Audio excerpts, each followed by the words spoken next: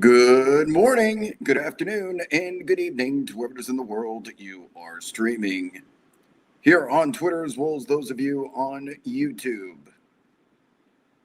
What's good, my friends? Game one, weekend one edition of Late Night with Wob. As you guys can tell, yes, we can sleep when we're dead. As you can tell, the stream quality of this show is degrading by the day as my laptop is on its last legs. And we're going to be lucky to get through this one without any technical difficulties. But unfortunately, you guys are just going to have to deal with me because I have a new laptop that's being sent to me. We'll be here on Thursday. But until then, this stream is going to look like it is on a VCR. Let me make sure it's. We'll be here on Thursday. But until then. Yeah, so we're cooking with about, instead of 1080p, it's 10.8 DP. But it is what it is. Also, shout out to our partners here at ProfitX who have provided me with this whiteboard, which is going to be used to replicate the Woody Page style back in the Around the Horn days. Late Night with Wob will be putting, once I get a clearer camera and a better computer, hopefully it comes through a little bit more clearly. But if anyone can actually figure out what it says, maybe you should win the prize I'm about to give you away. Yes, everyone else's streams in 2026 continue to level up in production quality. Mine is getting closer and closer to cassette tape. But the good news is I think a lot of these issues will be resolved. Not the style of the show, but at least the general cadence of it. Once this, unfortunately, my MacBook Pro from 2019 is like, it barely, it's crazy how quickly it just fell apart, and I haven't been doing anything wrong. Maybe one of the chips or the processors or something in the hardware just burned out. But even to get this stream up, I had to close so many different systems in the background. So, well, it'll be unique, at least, the way that this looks. But I know you guys are used to it by now. All right, what's up, chat? Talk to me. Sunday, April 19th. Game ones are complete across the NBA. I'll be taking all your questions and answers on them. Blowout, close game, upsets, mostly chalk across the board, but we can visit anything that's on your guys' mind. Again, yes. You're supposed to see, I'm going to be getting a logo. It says ProfitX right here. I had to put a t-shirt. Above the whiteboard because I'm waiting on a big decal to put over here, but it says Late Night with Wob. And then I wrote in, where is Pachenko season 3? So that's like my Woody Page impression, but this will change hopefully once we get I'll put a spotlight over here for the next show. It's a work in progress, as always.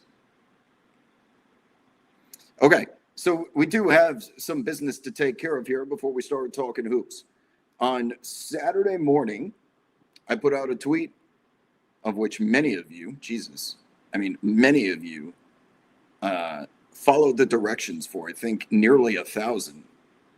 So what's going to happen now is I'm going to randomly select the winner that I'm going to be sending to a playoff game of your choice.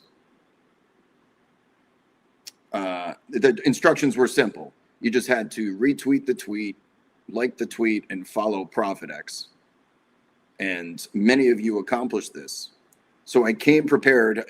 This is going to be doing anything right now could potentially crash the stream. So I don't want to hear any allegations of rigged or something in case this fails. But I am going to go picture in picture here. And I hope you guys bear with me before we start talking some hoops, as I'm going to select the winner of 2 free playoff tickets to any first round game of your choice. Okay, let's get it. So here's what we're going to do. I have taken every single person that correctly followed the directions and put it into a random picker, miniwebtool.com. Here are the names of everyone that, again, there's a shit ton. all the people that entered the contest. Here's how we're going to do it to build a little drama. As I scroll and just make sure everyone that's going to be included, hopefully you see your name in here if you're watching this show right now. Yes, I know the chat loves to say rigged, but these are all the people that followed the instructions. So I can keep going, but this is kind of boring. You can see all the people that are going to be in the drawing for this shortly. Myself included. Worldwide Wob is there. Worldwide Wob is not eligible. But yes, you guys got it. All right. So the first draw here, I've selected 8. 8 is the number. Did my stream just crash?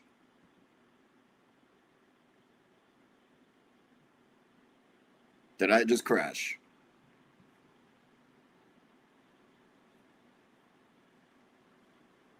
It appears to be good on the website.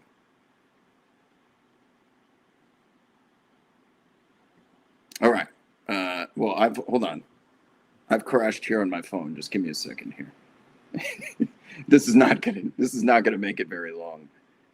We're gonna try our best to get through the stream until the new computer gets here, people. Otherwise, we're gonna be bootlegging it from my phone.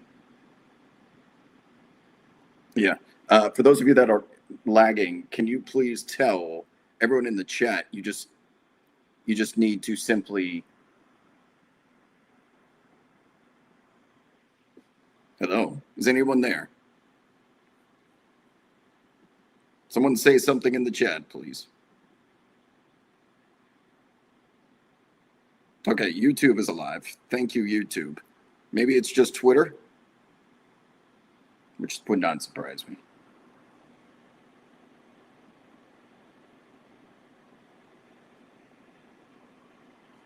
Give me a second here, people, because we're obviously dealing with some tech issues.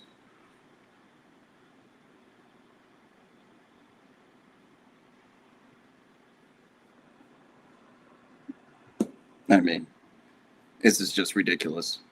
YouTube, it looks like you're still there. Someone say something in the chat for me if you wouldn't mind.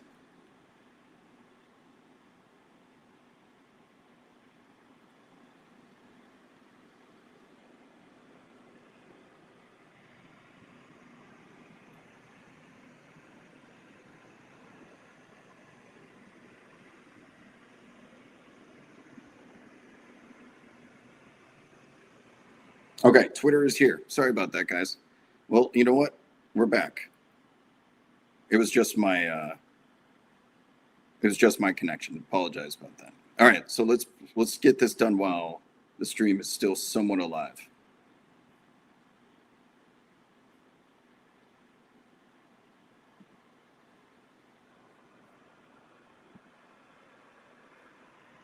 As you can tell, first round is going to be 8 of the names selected to go to the next round. Let's hit this button while we still can and pick random items. These have been selected.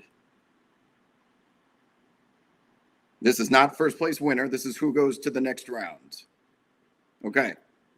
Bob Black 98 is one of them. So what we're going to do now is we're going to take these names. We're going to go over to the wheel and drop it into the wheel.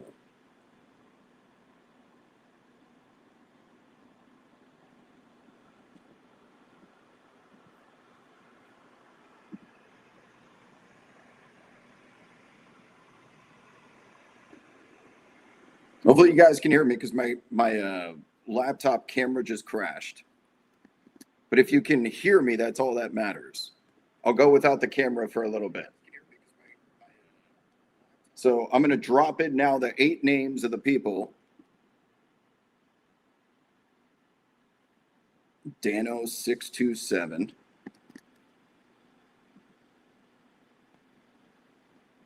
We'll deal with the camera in a second when I come back live. But for now, you're going to see me take all these names, paste them here, and then we're going to spin the wheel of who gets the free tickets. Great time for my computer to go out. Sally Warden going to the next round. Hopefully someone in here sees their name. Is that the name? Wait, Pluribus is the name of the Apple TV show.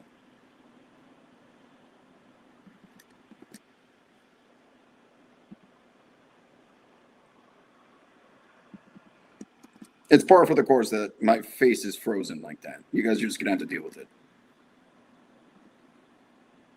The suspense. Prepsto. Prepsto going through.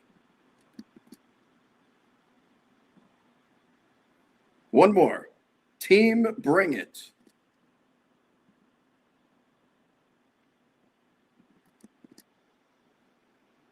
All right, let's spin the wheel. Here are the 8 names of the people that are potentially going to a game of their choice in the first round. Bob Lack 98, Dano 627, Juan Tones, Sally Warden, Publius Val, Mr. Omanel, or M. Roman L, Prepsto, and Team Bring It. Good luck to all 8 of you. Let's spin the wheel.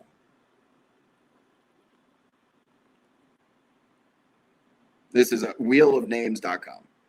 Congratulations, Bo Black. Not Bob Black. Bo Black 98. We will be reaching out to you this evening with the details of how to claim your free tickets. I'm going to need to take a screenshot of this in case all fails. Give me a second. Bo Black 98. All right, congrats. Let me close out all these windows because it's making my computer crash.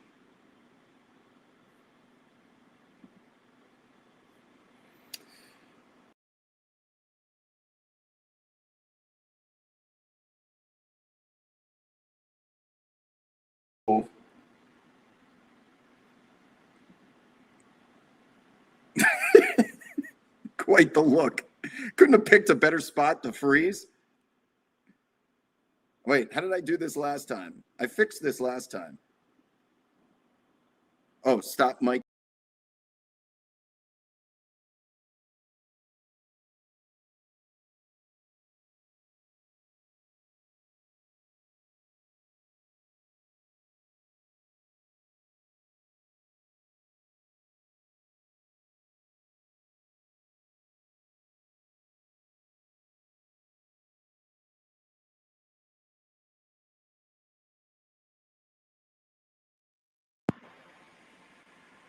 Oh, trying to beat me at my own game. Not today. What do we say to the god of death? And we got the mic back. All right.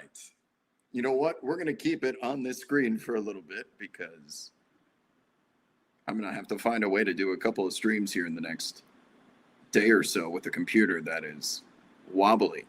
Let's talk about the weekend while you still got me.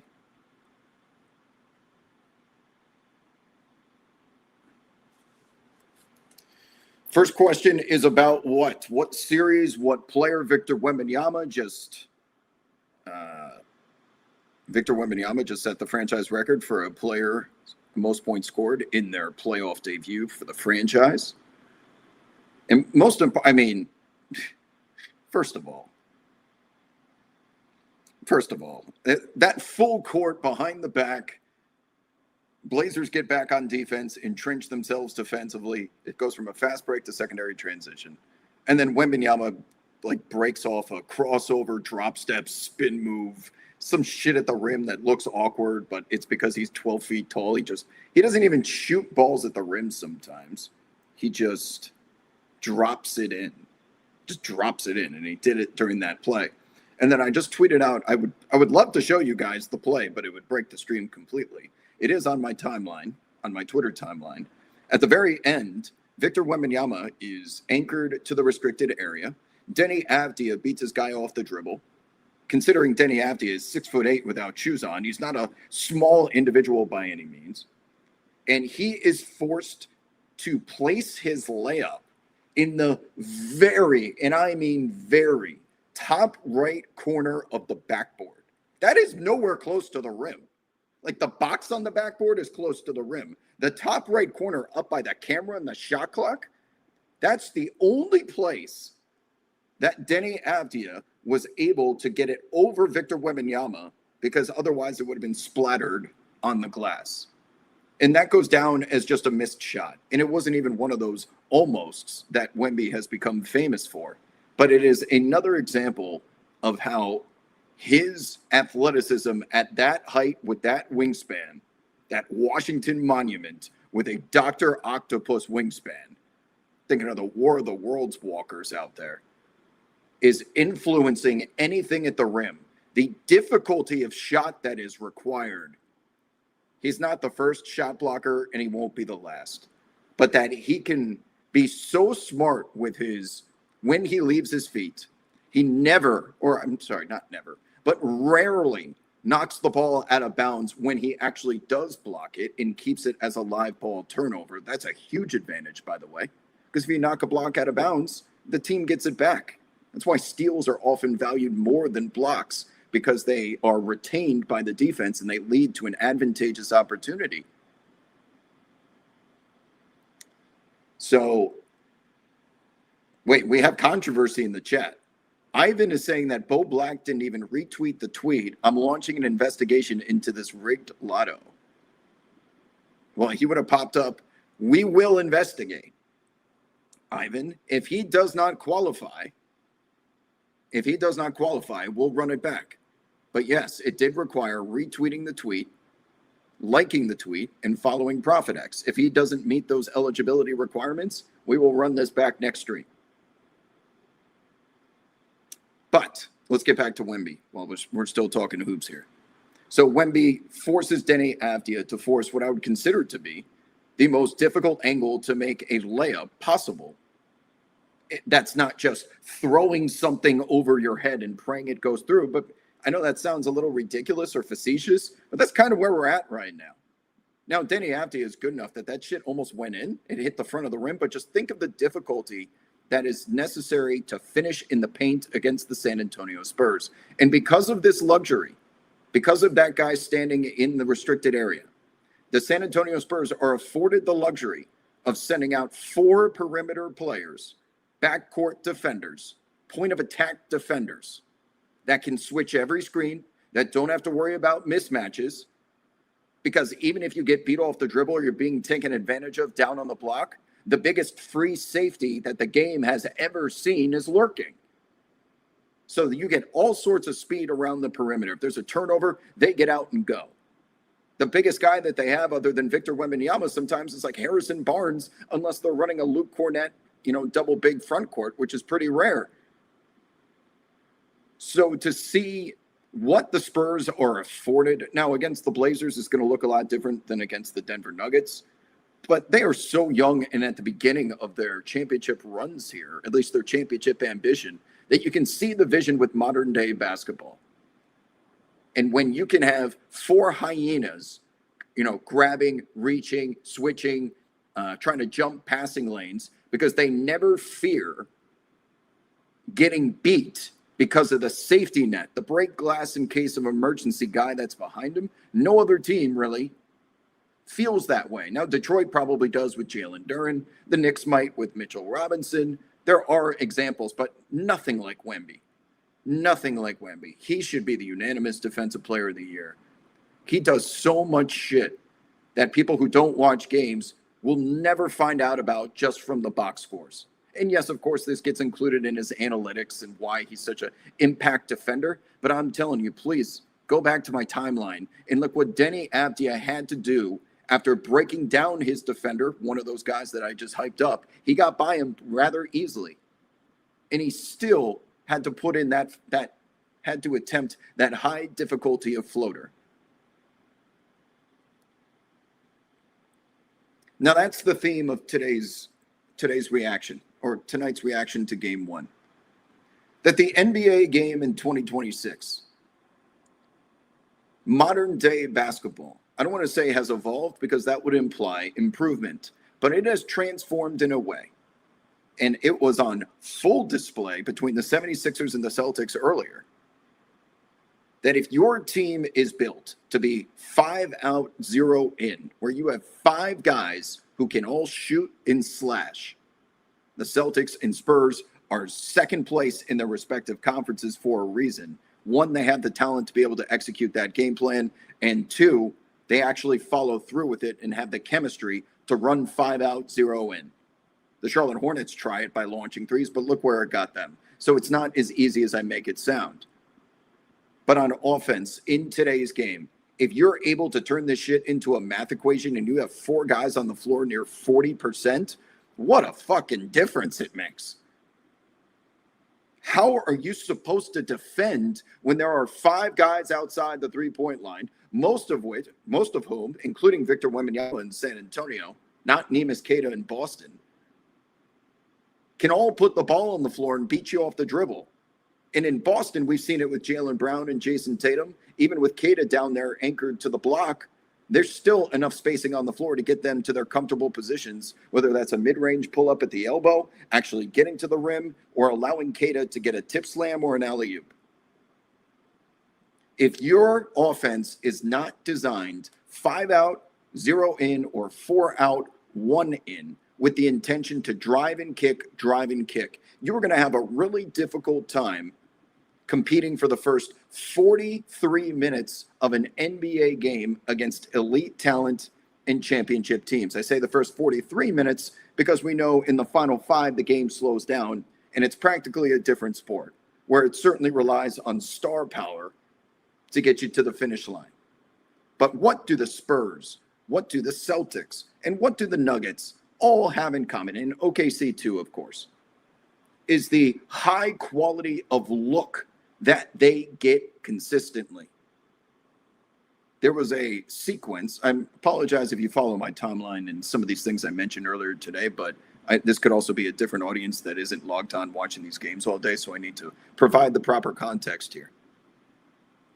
In the Celtics versus Sixers game, at the 6-minute mark in the third quarter today, there is a 7-possession sequence where it starts off with the Boston Celtics getting a wide open dunk.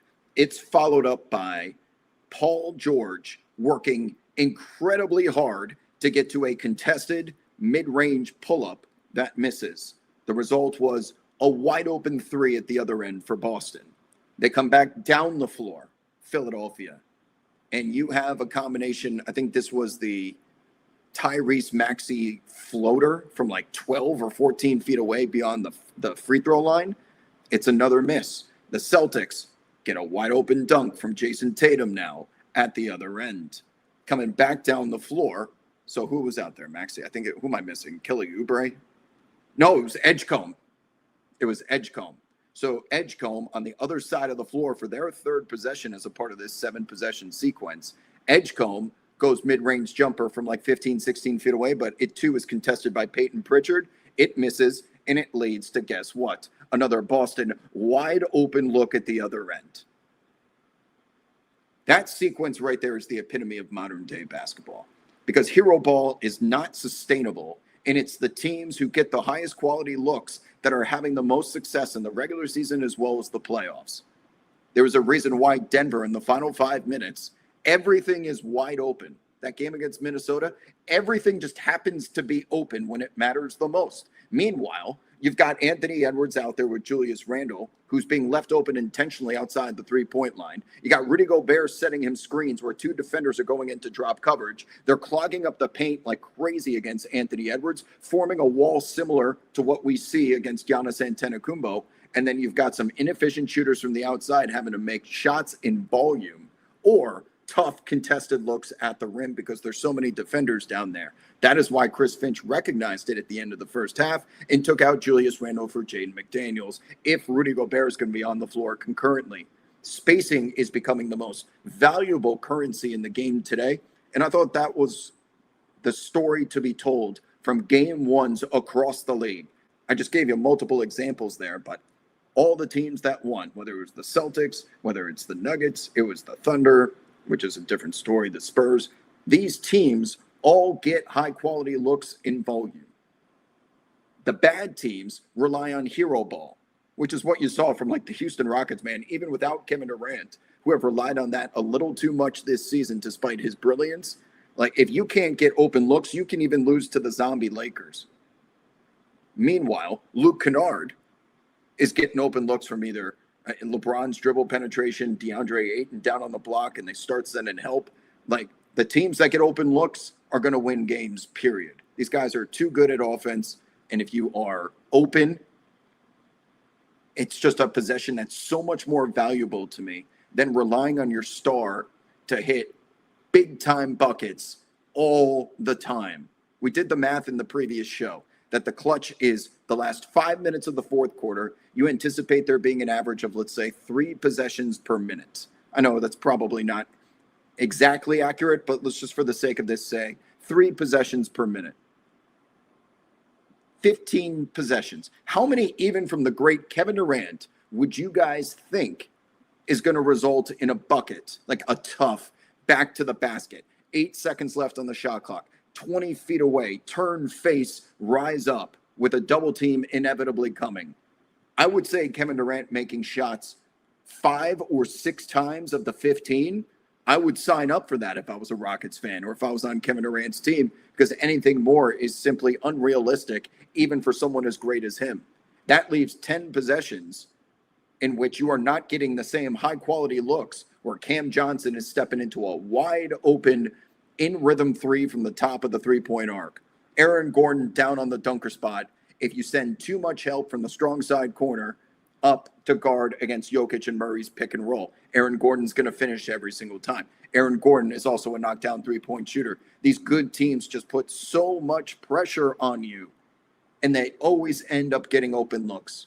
So as you watch basketball for the next month and a half, I want you guys to just identify a team that looks like they are struggling to create good offense, quality offense for themselves, versus these teams in which it feels like a pickup run at the Y. Everything is just open, it's free flowing. And how are they always so open? You find yourself asking that question several times in some of these first round matchups where the really good team is heavily favored against the underdog.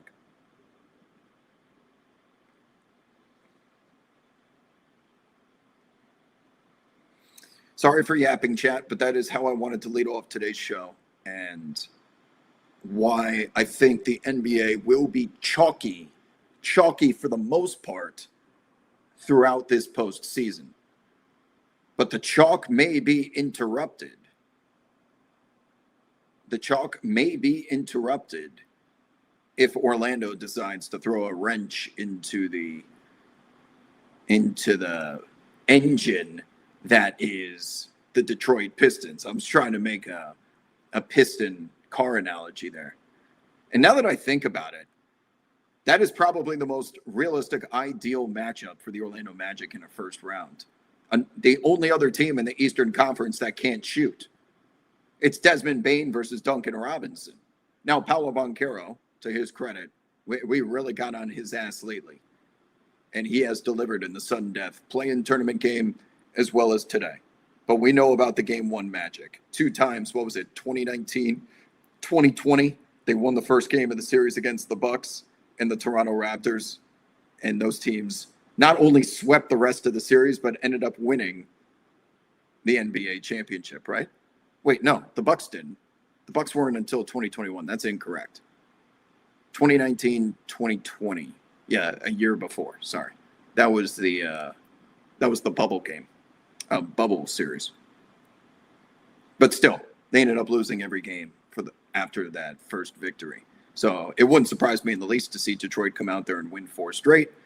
But they are going to struggle as well, because if there was one knock against this team, and why I was so adamant at the trade deadline, y'all need to go get Kobe White immediately. Immediately. Not Kevin Huerter, Kobe White.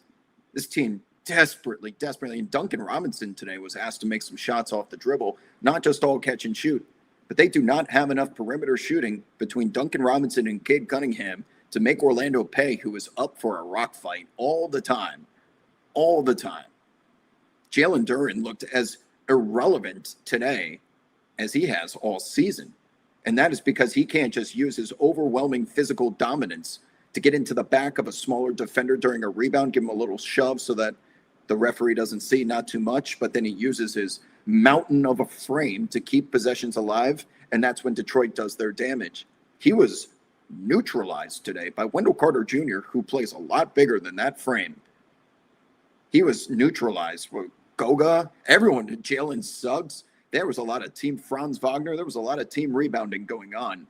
And if you want to get like nasty, if you want to get down in these trenches and fix bayonets and have ourselves a rock fight, that is exactly what Orlando wants because they can't do anything else.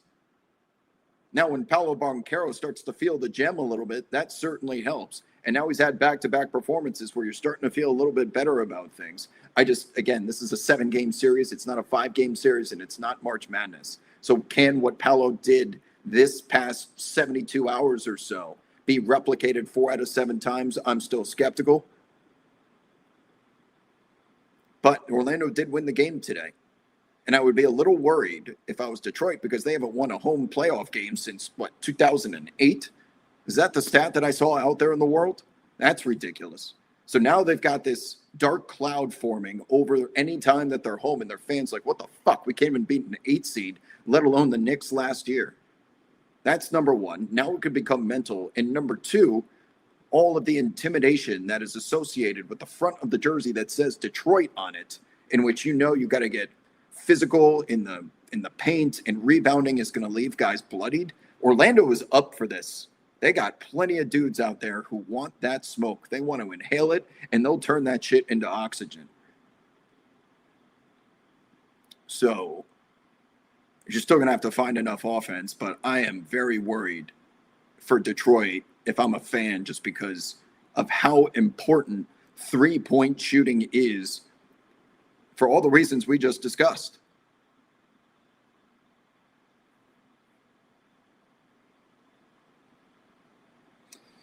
Someone in the YouTube chat said Jalen Duren's got to play better. Well, it's not that Jalen Duren played poorly. He just wasn't given really the opportunity to, and he didn't. Well, yeah. Okay. Jalen Duren needs to meet the magnitude of the moment and realize that he can't just exist and dominate. I thought that was a lackluster effort from him when he still, regardless of Orlando's pit bull mentality, can still get out there and make a difference because he's just that colossal. When was the last time we saw a Cade Cunningham to Jalen Duren alley-oop? Before their injuries, they were leading the league in that easily this season. That didn't happen either.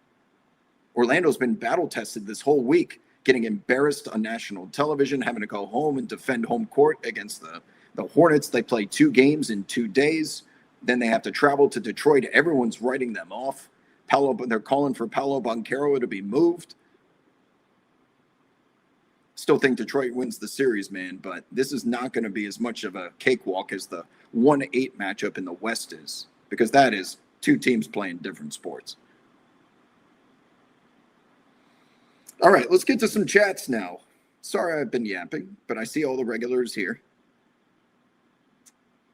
First comment I see is from Vegan Barbie, of course, who says recency bias, but I think the Spurs are taking it. You're entitled to your opinion.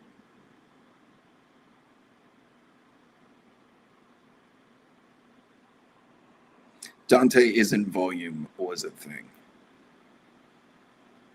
Are you talking about Dante DiVincenzo? Lucas is asking me for concern level on the Pistons and Rockets. The Rockets a lot higher than the Pistons. Orlando's still got to win 3 more games. So talk to me if the Magic get to 2 or 3, then we'll start having a legit conversation. But 1, they steal home court. Good luck. The Rockets, though. So no one would have. It would not have been a unanimous decision in selecting the Rockets this series if anyone knew what happened to Kevin Durant. So did he hurt that knee in practice or something? He tests it out pregame. He's out there doing his little ballerina twirl spin thing that he does before every single game to work on his balance. And then he's just out. He grabs the towel and he walks off the floor and says, I can't go tonight. So something happened at some point where it got tweaked and inflamed, and now it's a problem. And the good news for the Rockets is they don't play again until Tuesday. So they do get an extra day off. No one has any clue what's going to happen with Kevin Durant. It feels like a game time decision. But if they don't have him, they might be the ones who get swept. And it wasn't even one of those LeBron takeover games either. I understand he had a decent box score and he had a couple of nice plays where he took the ball with his left hand and threw it over his head. But this was the first time in a long time where I watched a game and I walked away from it like LeBron James looks mortal. He was slow. He did not jump. He was still creating. And it looks like he's managing his body, but he is not able to elevate right now. And it looks like this is what makes me feel like he's headed towards retirement, is games like this.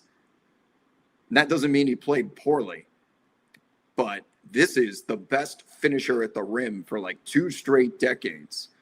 And he just felt like another body out there that was having to use his brain more than his body for the first time in a long time.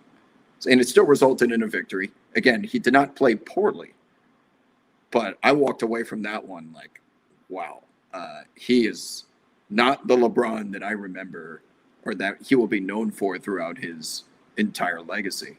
So maybe it's even more impressive that they won the game despite my personal hypothesis or I should say assessment of what occurred that night. If they don't have Kevin Durant, they're fucked. I don't know what else to tell you. I mean, that team is like, how the hell are you supposed to create any sort of offense? It's got to all go through Alperen Şengün, and every time I look up, the guy's getting a dribble handoff above the 3-point line. Like, why? Why is Şengün anywhere north of the nail on the free throw line? Why? Ever. No one respects his 3-point jump shot. He turns the ball over, but he's so skilled down low, he can barely jump over a credit card, and I still trust his ability to get guys open. Like Amen Thompson's a slasher. It can be off the dribble, but it just hits differently when Kevin Durant's gravity is non-existent. So who else is out there? It's certainly not Tari Eason. Jabari Smith Jr. at this point is really just a corner 3 spot-up shooter. They had to play Josh Okogie in the starting lineup.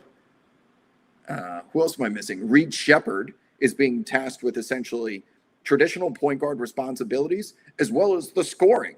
Usually it should be one or the other. You have a table setter and then you have a shooting guard, a scoring guard, not both.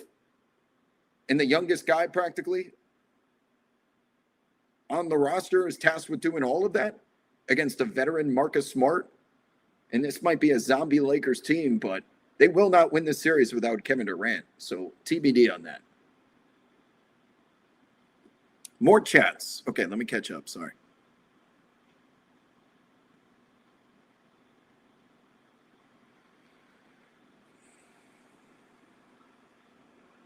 Oh, Lucas says that the Pistons don't have the wings to defend both Paolo and Franz. Franz cooked in the fourth quarter. I'll disagree that they don't have the wings. Asar Thompson, Ron Holland, all worthy defenders. And quite honestly, Duncan Robinson's had a pretty good defensive season himself. Danis Jenkins, have we figured out which one it is? Danis Jenkins, when he was out there, he was their primary source of offense with that second unit. And Tobias Harris is a grizzled veteran. I'm not so concerned with that. And Jalen Duren can guard. Isaiah Stewart can guard. I'm not concerned about perimeter defense by any means, but it sure felt like Orlando was able to get to the rim in a way that we thought was completely cooked. My, how things have changed.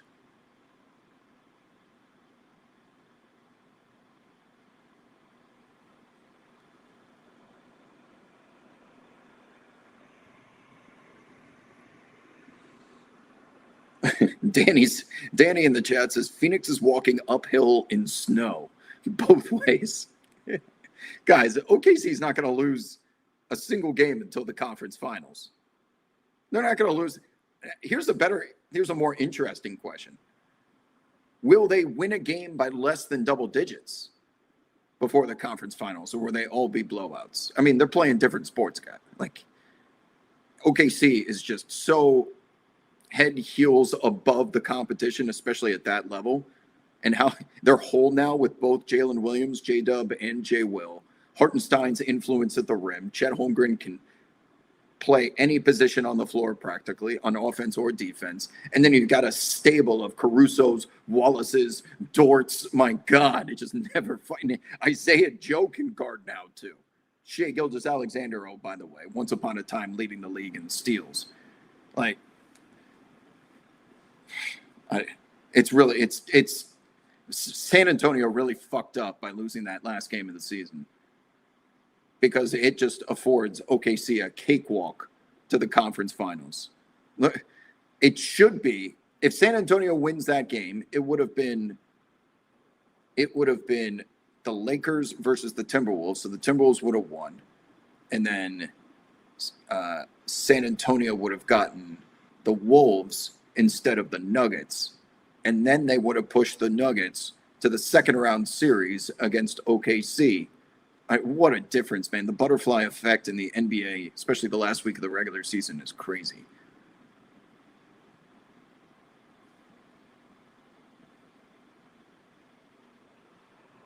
But yeah, this OKC series is like, just watch the first quarter because it's going to be over within 30 minutes.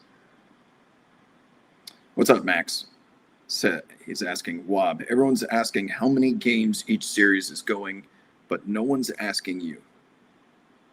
Oh, why are they asking everyone else and not me? Doing great over here. I wish I had a working computer, but that will be solved by Thursday. I'm doing great. It's a busy weekend. I was able to get out of the house finally today, go for a walk, but mostly inside watching hoops. This is tax season. Oh, well, I mean, I had the Rockets in 4, but that was before the KD news. So am I allowed to change my prediction? If I knew KD was going to be out, I would have changed that shit completely. But I think I had the Pistons in 5, so I guess I'm technically still alive. I either had the Pistons in 4 or 5. That's the only other one, but everything else is going to be as predicted, I think.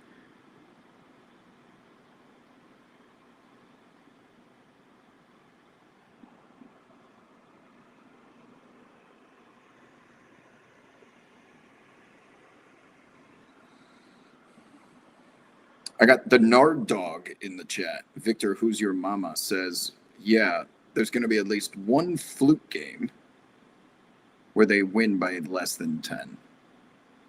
A game that they just kind of fuck around and like it's, you know what? Oh, it's that Memphis game from last year, game 3, where they went down by 30. Who got hurt? Was it Zach Edey or John? Was that when Ja got hurt? So Ja gets hurt. And then they erase, or was it Desmond? I think it was Ja. They erased a 30-point lead like this. 30-point lead against the Thunder is nothing if it's before the fourth quarter.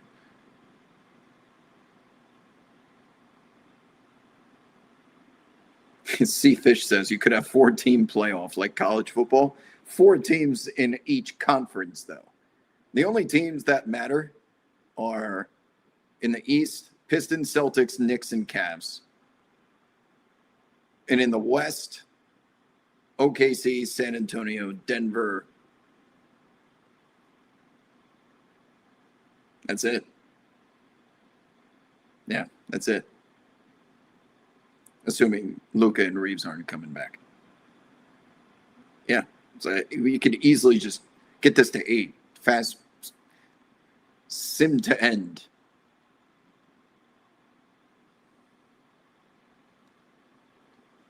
Thank you, Helwick. The Hell Wikipedia is here to fact check me. It was 29 points, and it was Ja Morant. Yes. Bart is asking me what replacement computer I got. I went with a Dell.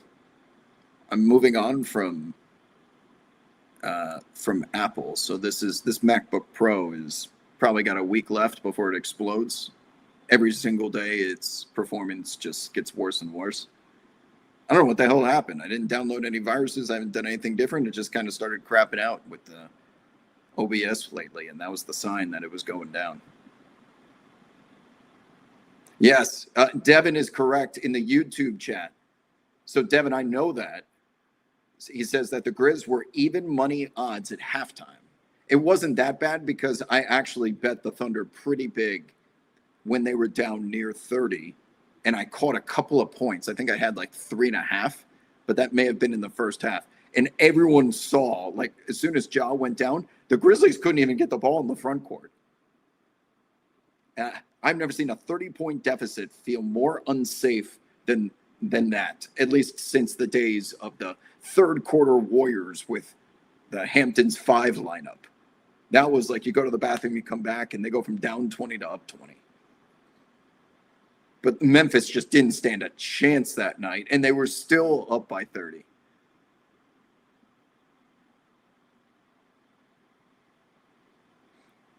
Guys, I get it. I went with Adele. I read that it was great value for this specific laptop that I bought was great for streaming. And that's all I'm really looking for. I don't do much else on the computer besides just use the internet. So I just need streaming capabilities, and then I'll use this one to do my editing software on. I don't really need it for much more.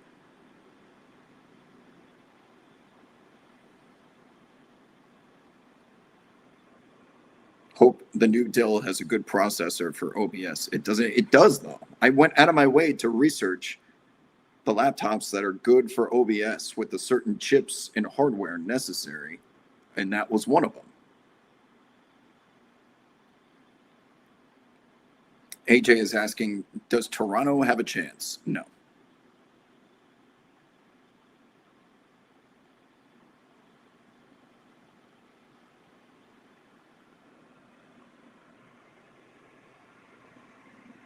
This isn't a refurbished MacBook. It's just a MacBook from 2019 that was brand new and is now on its last legs. How long do laptops usually last? 7 years. I'm going on at least 7 years. Feels pretty appropriate. That's a long time. And I put the laptop through fucking hell. The amount of editing and OBS streaming I've done on this thing, the amount that I've traveled with it, carefully, of course. The amount of video and Zoom and Jesus. I mean, I use this thing like 24 hours a day. It's not just shut off.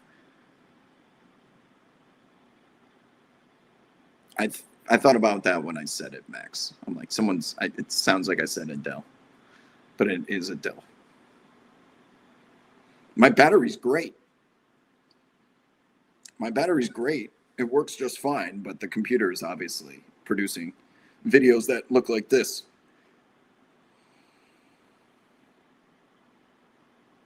Say something nice about Jakob Poeltl. He's trying his best. Cam in the YouTube chat says 7 years is a ton. I'm going on 5 with my 2020 Mac. And again, the amount of stress I've put on this MacBook Pro, think of a car that's only driven in a densely populated city. Just stop, go, stop, go. It's supposed to gallop on a freeway occasionally. Mine has all been city driving with this laptop. Yes, Ja had them figured out that night. Had them figured out up by 30.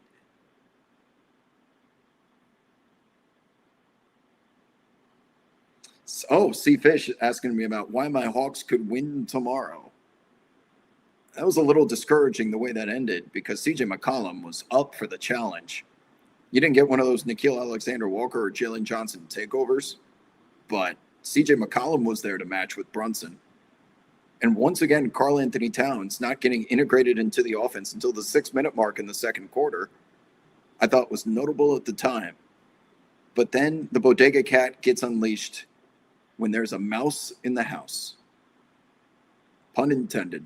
When he gets his first drop step, throw an elbow and one, he is so big. And when he plays violent, all it takes is one of those layups going through where he kind of shrugs his shoulders a bit, and you shouldn't be surprised anymore how quickly the 3-pointers will flow after that is completed. And then his usage just soars, man. And he was really struggling, I thought, in the first, let's call it 15 game minutes yesterday. And there was a particular play where he committed his 4th turnover of the game. 4 turnovers in limited time. He had more turnovers than shot attempts for a majority of that first half. And you could see Jalen Brunson got frustrated because it was like a 4-on-1 or a 4-on-2. Cat threw it to the wrong guy. Brunson kind of went like this. And he's like, bro, are you serious?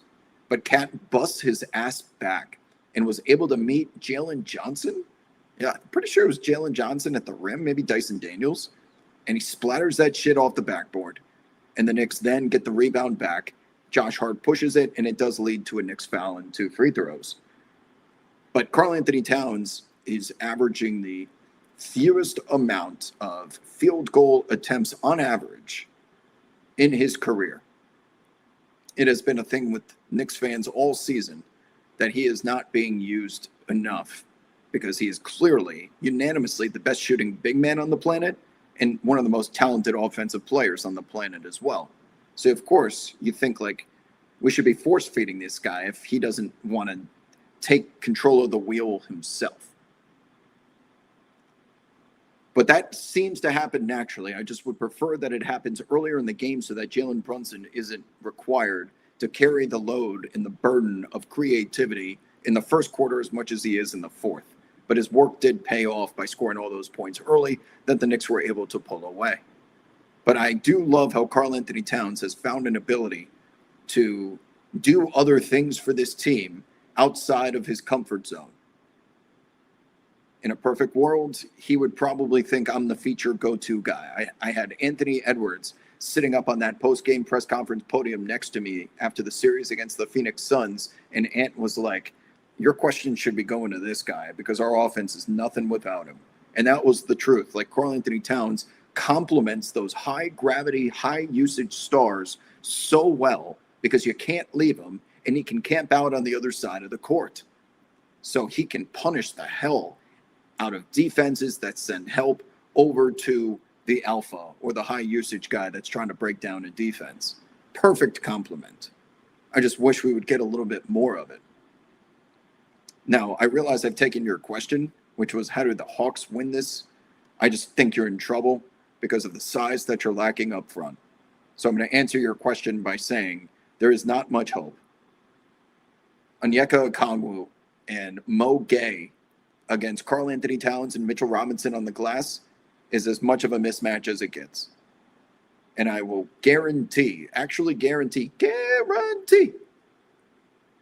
that every single result of this series, the victor and the defeated, will directly correlate to who wins the rebounding battle on the glass. The Knicks were +5 in total rebounding in game 1. And the Hawks cannot win a single game unless they find a way to clear out those defensive possessions. And you can't just hack a Mitchell Robinson the moment he comes on the floor, even though it worked and he went 1 of 4. The problem is that Quinn Snyder did that at the 6-minute mark in the third quarter, and now the Knicks were in the bonus for the rest of the period. So he gets subbed out until there's less than 2 minutes remaining or the start of the next quarter. And now the Knicks are in the bonus. So any sort of touch foul was free throws for the Knicks, and that helped them separate. So I don't want to hear that the hacka whoever strategy works unless it's in a very specific time between 2 minutes where it's illegal for any time after the 2-minute mark until 4 minutes left in the quarter. That is the only time that you can see the hack-a-Mitch strategy. That is what Joe Mazzulla did last year. So he executed it, I think, in its optimal form. But not yesterday, because even when Mitchell Robinson was missing, I'm like, why are they putting us in the bonus? They only had 2 team fouls, and now they had 5. And then you got to deal with like Josh Hart and shit, and you got a Mikal Bridges who's knocking down his shots. So is OG, and Knicks can switch defenders. Man, they are built for quite the run here.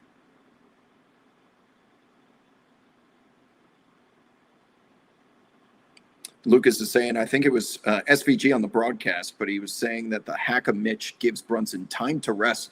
That's a great point.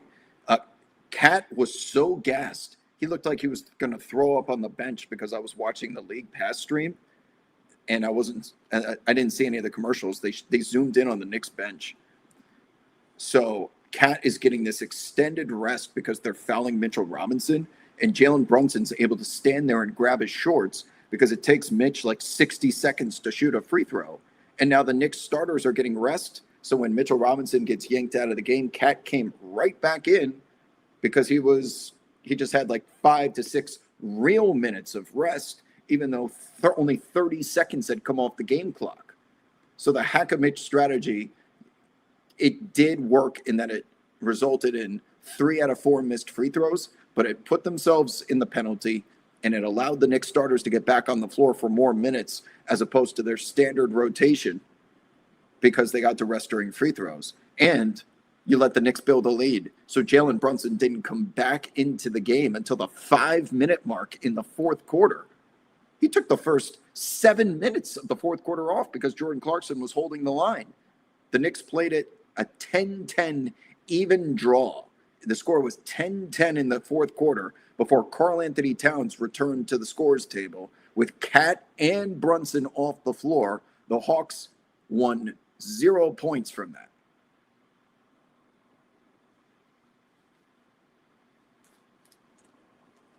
And what is the I'm going to go picture in picture here. Pray for me. I'm curious what some of these lines look like for tomorrow. Cavs are 8.5-point favorites. The Knicks are back to 5.5. Nuggets 6.5. This is all pretty standard. And then the Tuesday games. Oh, woof.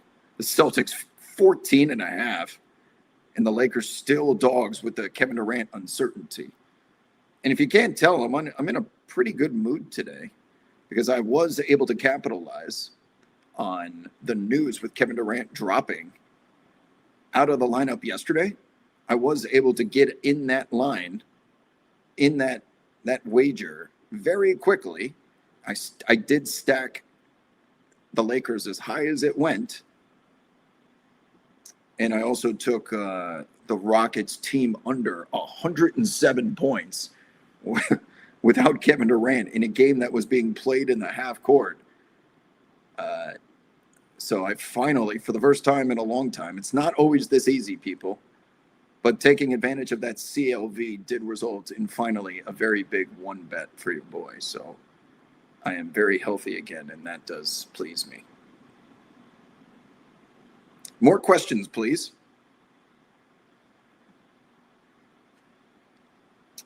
Cam in the chat is asking, do I like any spreads for tomorrow?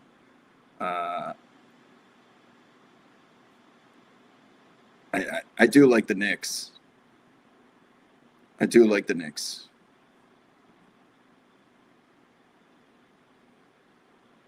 Oh, I didn't see that, GCap. GCap in the YouTube chat is saying that Onyeka is on the injury report tomorrow as questionable. What did he hurt in the game? Did I miss something? That's it. If they don't have Onyeka, that's going to be a sweep. They just don't have the size for us. You not only have to try and keep Karl-Anthony Towns, the league's leading rebounder, off the glass. You have the best offensive rebounder in the world in Mitchell Robinson. And then you have that little hyena demon, Josh Hart, running around, creating all sorts of chaos and second chance opportunities. And you have to mark all these dudes. Now, Dyson Daniels does a great job of that. Dyson Daniels prevented a lot of those Knicks secondary transition opportunities by just catching up to the action and just like tapping Josh Hart or tapping Jalen Brunson. And he did as much disrupting as I think is realistically expected and required of him, but it still just barely covers what Josh Hart is doing on the other side. And Yeka has a knee injury, per Lucas. Thank you. I didn't even realize that.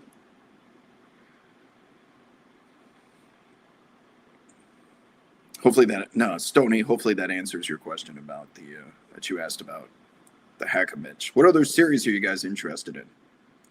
Vegan Barbie's asking, they showed a guy at the game today and said it was the governor of the 76ers and not Daryl Morey. Yeah, they showed Josh Harris with what looks like his son. Looks just like him. I don't know if that's a compliment, but it seemed like it was him and his son. Was that like Howard Lutnick next to him too? What the fuck was going on there? The 76ers are like in the worst spot possible. The worst. Paul George has more years on his contract. Joel Embiid makes a shit ton of money. What the hell are you going to do with Paul George and all of that cash? Like, that is keeping you from surrounding Maxey and Edgecombe with the talent necessary that they need. And who knows what's up with Embiid at this point? He's just going to be a question mark every day, unfortunately. Why would you ask, does Tim Duncan hate Wemby? He was sitting right there courtside watching the game. Yes, OG's ankle. So OG rolled that ankle on April 10th against the Toronto Raptors. It kept him out for the remainder of the regular season, and it was something that was kind of bugging him for a little bit. And then he rolled it again. I thought he was going to be done for the game and potentially for this series, considering that it was an actual injury. But he came back into the lineup, so he's going to be on the injury report tomorrow as questionable. And if you're asked, if any of you are looking for some action, all of OG's unders seem like any OG prop. I don't want to go down here and click it because I'm scared. But OG's points unders, rebounds unders, 3-pointers unders, and the potential that that ankle just can't go because after the game is over, when you take off your shoe and it fucking balloons, like maybe he's going to go out there and try and tough it out. But it would not surprise me to see OG hobbling around like Kristaps Porzingis was against the Phoenix Suns. Like he trotted out there in the third quarter and had to take himself out, and they wouldn't even take him out. And then he made a three. He made a layup, and then he made a couple of free throws, and then he never came back into the game. And I'm pissed that I missed the live opportunity to get his unders because he kept calling himself out of the game, but I thought he was going to come back in.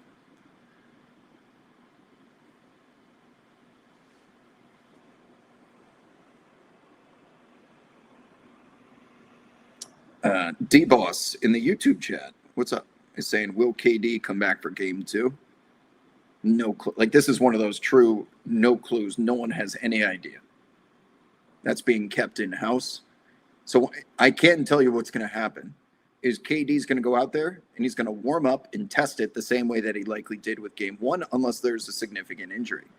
And that's how you'll know that there's something serious. If he's not even out there trying to go, that means he's in trouble.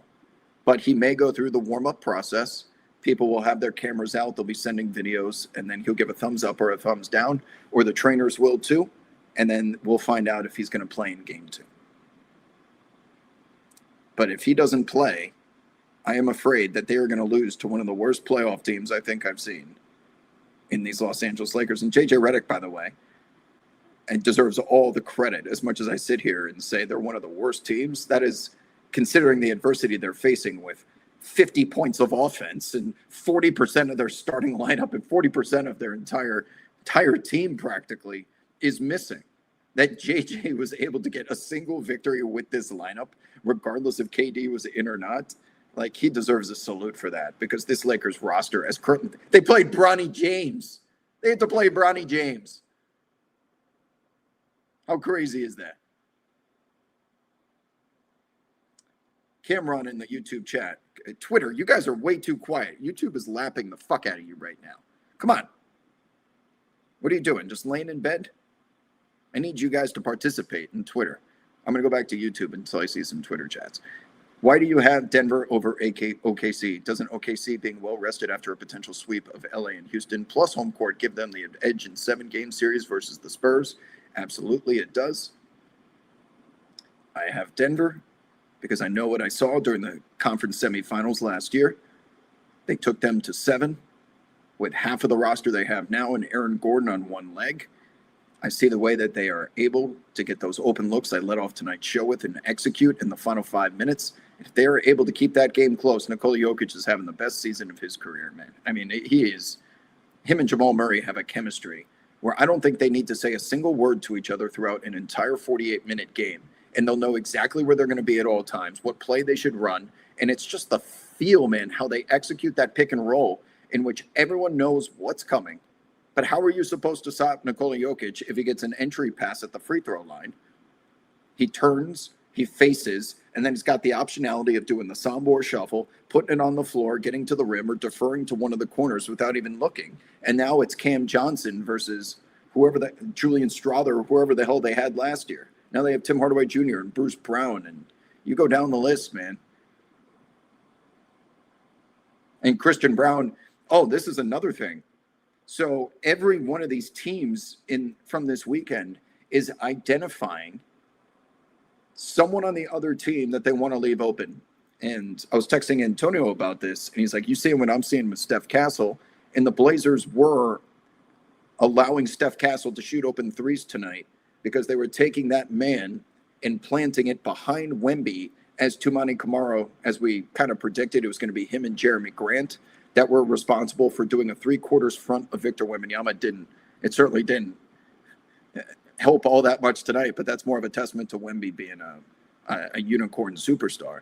But with Tumani and Jeremy Grant fronting him, you are going to need someone to help over the lob pass over the top, taking Steph Castle's man and putting him practically with 1 foot in the paint is allowing Steph Castle to just shoot open threes.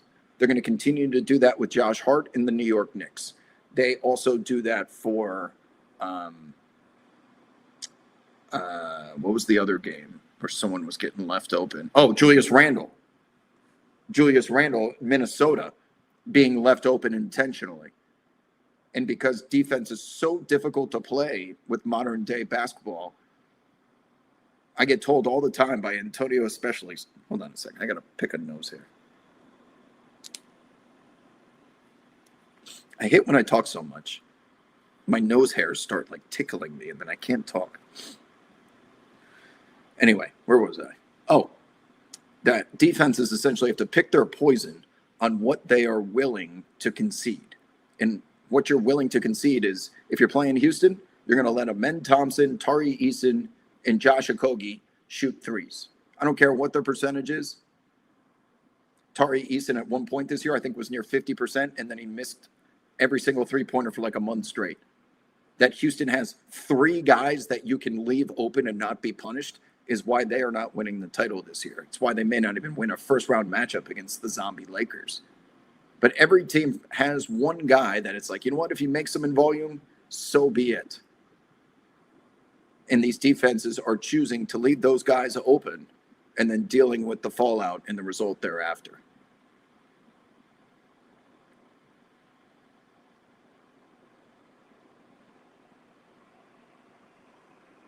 Put some respect on Lisburn. Rob Pelinka has a ton of work this summer. It's not Rob Pelinka. It is not going to be Rob Pelinka. It's going to be Bill Duffy. So Bill Duffy is Luka's agent. And Luka's going to pick the Lakers team next year. So when Luka comes up with his list of guys, it's going to be Rob Pelinka's job to go out there and essentially close the deal. But Luka's going to have to identify, with all that Lakers flexibility on the cap table, who they want to build around Luka with. Now that it's been years since the Lakers have had their own draft pick, they didn't have a contract that was debilitating or detrimental to their ability to surround the superstar with a complementary pieces. They get to pick their team next year. And you better believe, because they're the Lakers and they have Luka, that they're going to have all sorts of power in getting to the front of the line. Cam is saying that I find it interesting that some sports books have OKC minus 105. I don't think they have it here. They just have series prices on ProfitX. I don't see any futures. But let's take a look at these really quickly. So the Cavs are heavy favorites to win the series. The Knicks are minus 450. The Nuggets minus 5. Isn't that crazy? The Timberwolves and Nuggets responsible for some of the closest, most dramatic, chaotic, and best finishes to games in the last 2 years, that the Denver Nuggets are this overwhelming of favorites. Because I'm telling you, man, they have figured something out against that Randall Gobert lineup where you cannot have them on the floor concurrently anymore. That Timberwolves team was originally constructed to dethrone the Nuggets, and it was successful. But this is a different Nuggets team now, and one that is worthy of winning a title. The Celtics are practically already in the second round based on that line there of 3,600. Can you guys even see this? Lakers are plus 166 to win the series on ProfitX. Rockets only minus 190. This was plus 400 before the series began. And then you've got this, the Thunder and the Suns is such a blowout that you have to request on ProfitX to book a line with someone else because no one wants to take action on the Suns. That's how bad it's gotten. That it says request. That's funny.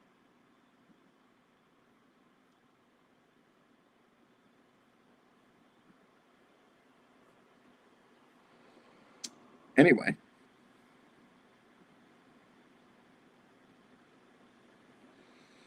You know what? I have a camera too. I have another camera, but it's kind of older. And what would happen if I plugged it into this MacBook Pro running at this speed? It would just like melt down the computer completely.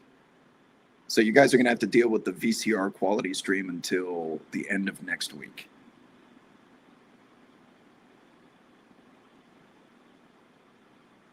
Oh, sorry. Twitter decided to rejoin the chat tonight.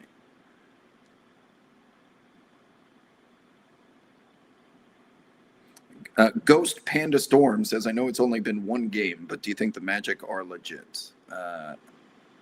There's two things can be true. They're legit. They made the playoffs, but I don't think that they're going to win this series. Max says the Blazers not sending two-way players to travel with the team for their playoff games and also sending offers of $1 million for a new coach. Not a good first impression for Tom Dundon. And then the T-shirt thing too, right? Can someone catch me up to speed on, or get me up to speed on they're not doing playoff T-shirts? There's no way they're doing that to like save money. They can order 20,000 T-shirts for probably $20,000 if you're buying them in that volume.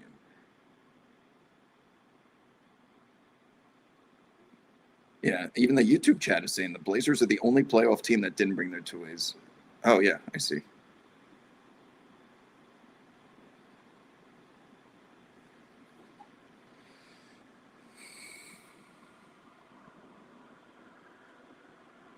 The AK Padilla in the chat is saying the Ant injury hurts too.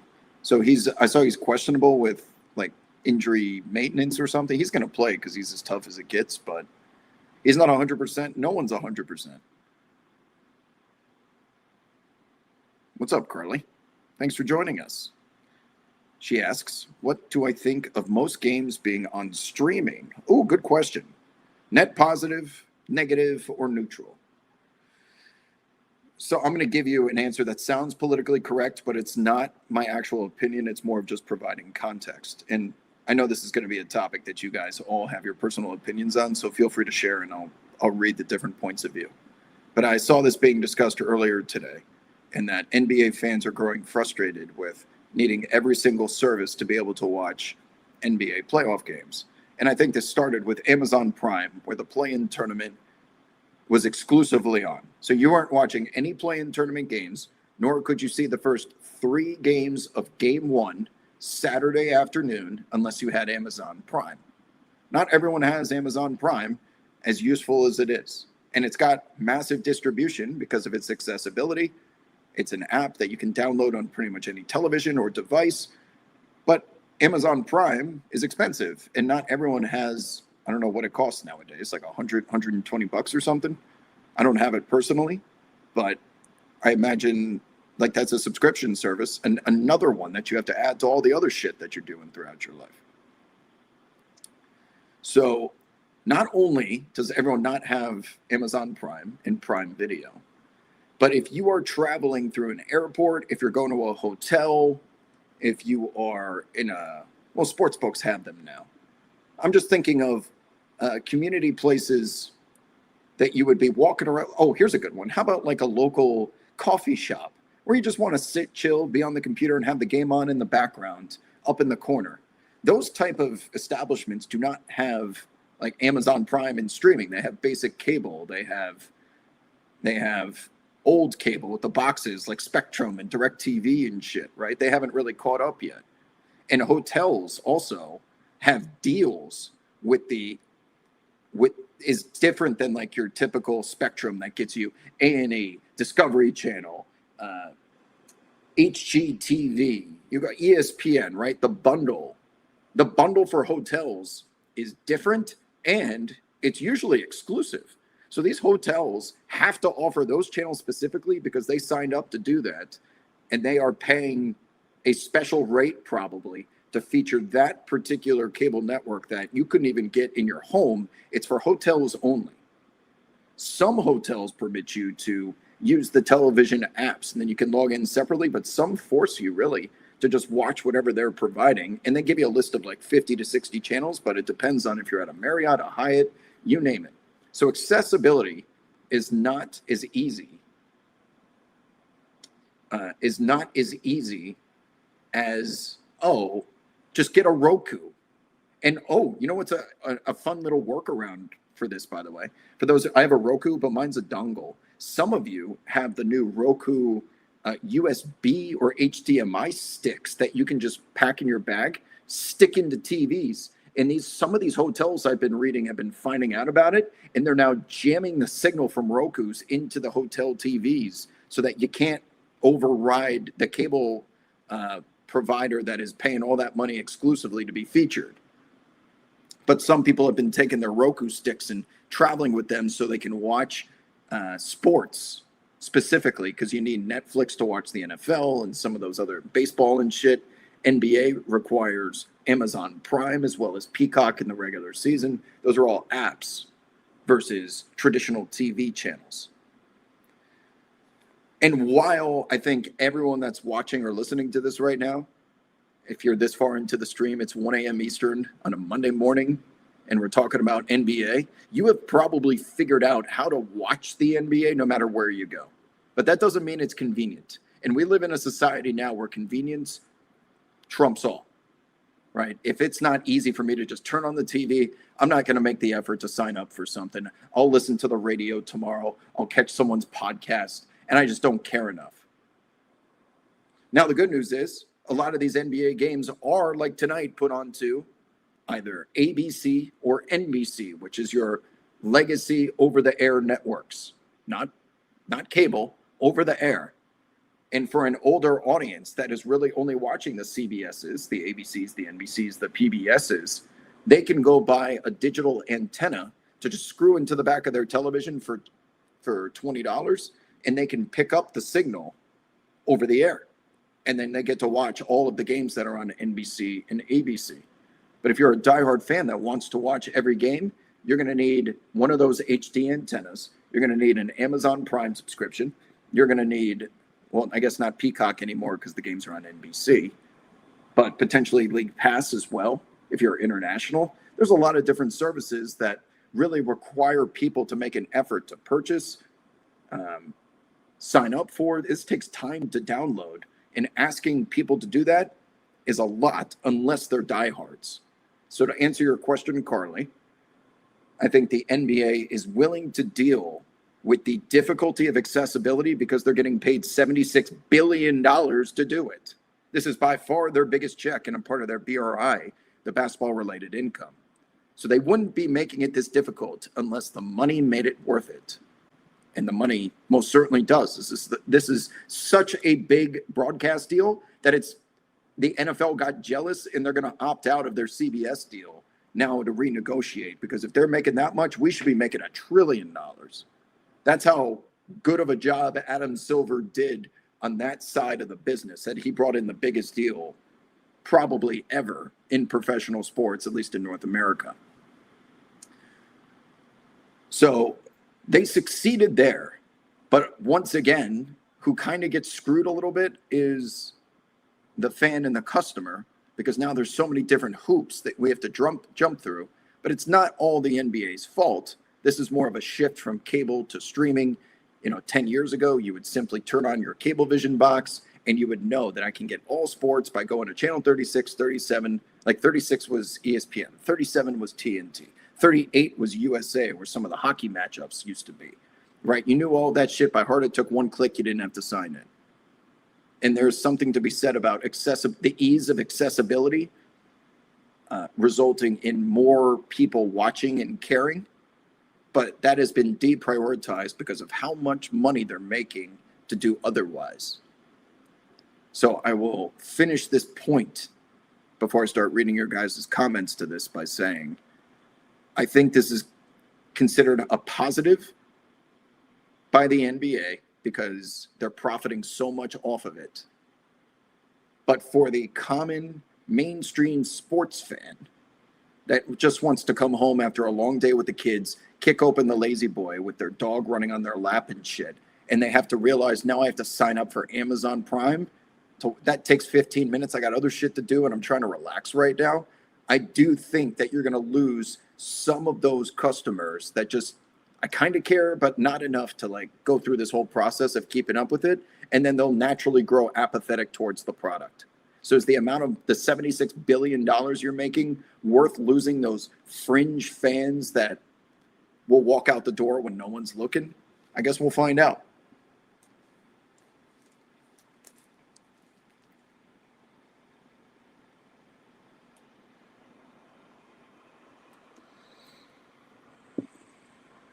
MCC says the Trailblazers sound cheaper than the Bulls. That's hard to do.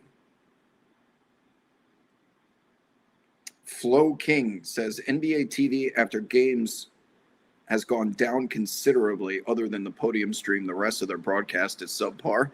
It looks like the quality of their post-game shows looks like what you're watching right here with me on my broken-ass laptop.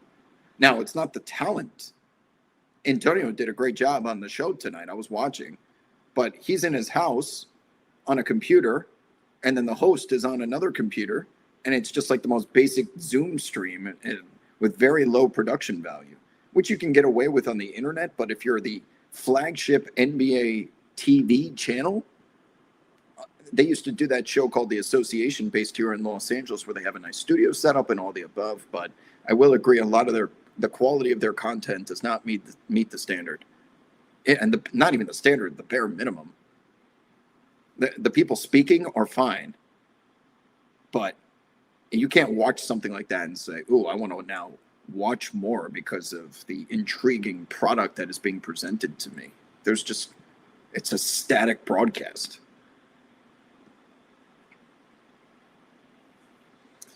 What's up, Planet Damas says, I think the new ownership is all about the stadium. The Moda Center is plus 30 years old and getting refurbished with state funds. The Blazers need a new arena. It's an optics thing. Perhaps a power play, but not a good first impression, to Max's point. Carly follows that up by saying, yeah, not being able to watch at a sports bar or local restaurant seems like a major bummer. Yeah, I've had a couple of people that were out this weekend at a party or something trying to watch the games on a Saturday. They go up to the bartender so that they can, be a good friend and sit at the table. Can you please just put the game on in the background because there's a TV right there? And she was like, the bartender was like, we don't have Amazon Prime. We have NBC. Is the game on NBC? No, they were showing like golf or something. Nothing they can do about it. And I'm sure that's happening across the country too. Oh, that's what they do. Flo King says they jam the Wi-Fi on Fire Sticks, the hotels. So they've learned to jam the ability for those sticks to connect. That's smart, yeah. Max says, I was staying in a hotel yesterday. I had to plug in my Xbox to watch the game. Now think, Max, Flo King, Carly, and everyone else who's contributed to this conversation, you all know like the solve, right? But you have to take an Xbox with it. How many like parents, how many Gen Xers or older millennials are going through that process to watch an NBA game? No, people like convenience and ease and a lack of difficulty. It's part of relaxing and entertainment. It contributes to the experience.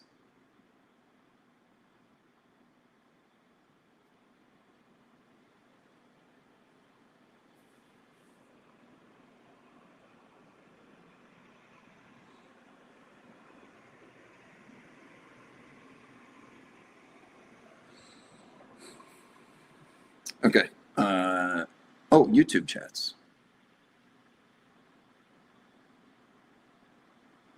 Ivan says, I don't like that each game within a series can be on different streaming platforms. For example, if I just wanted to watch my Spurs, they're going to be on Peacock, ESPN, and Prime for round one. Good point. Well, Peacock / NBC. So you could get an antenna, but you would need a TV for that. And if you watch shit on like your laptop and a tablet, antennas are going to be a little difficult to plug into your TV. So I understand your problem there. But you're right. If the Spurs are going to be on 3 different channels and you got to get all of them, that's partly why Prime charges so much. They raise prices because they got to pay for the NBA exclusivity. And now that the regional sports networks don't have access to first round games anymore, you have no choice. This is why you should always be rooting against consolidation. For example, in the airline industry, if Spirit Airlines goes under, I know everyone wants to get their jokes off and laugh at them, but by Spirit Airlines providing their mostly terrible service, but they provide cheap flights. And what those cheap flights do is affect the algorithm for where the major carriers like American, Delta, and United are having to price their routes at a certain number because Spirit Airlines exists. And we have to be somewhat close to them despite our better service and quality. We can't just have this monopoly of a route if they're still around. And American Airlines has supposedly tried to merge or thinking about merging with United. We've seen United and JetBlue. JetBlue tried to merge. You should be rooting against all of these mergers. That also stretches into content with the Paramount and Warner Brothers merger. Like everything always gets worse when it's consolidated because they get more control over the inventory and the pricing.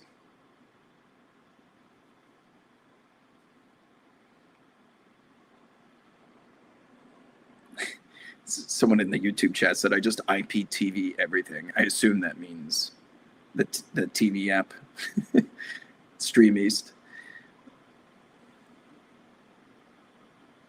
One day, Amazon is going to pocket the money. No, they're not going to pocket the money. They're going to pay the money to get the Super Bowl. That's probably 10 years away, 10 to 15 years away.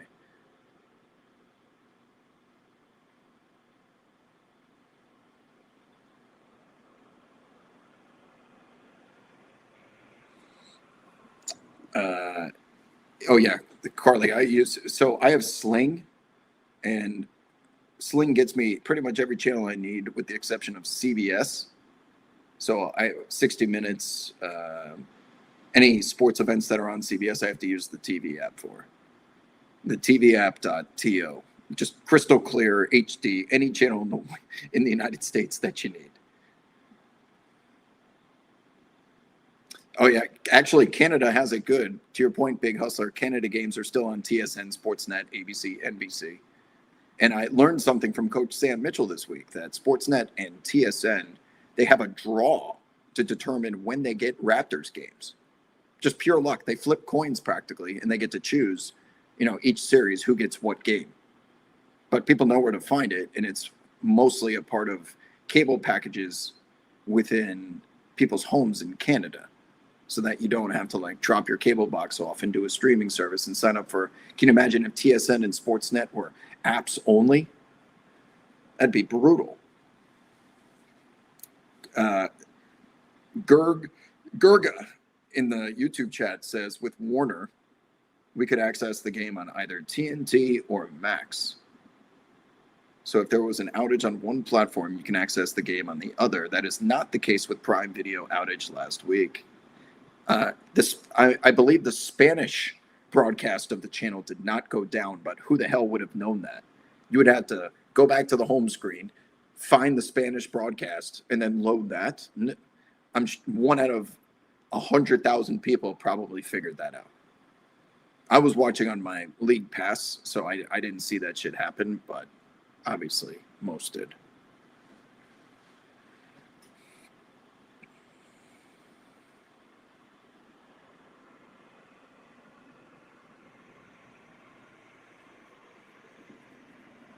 What else you guys got? Sunday night, 1:18 a.m.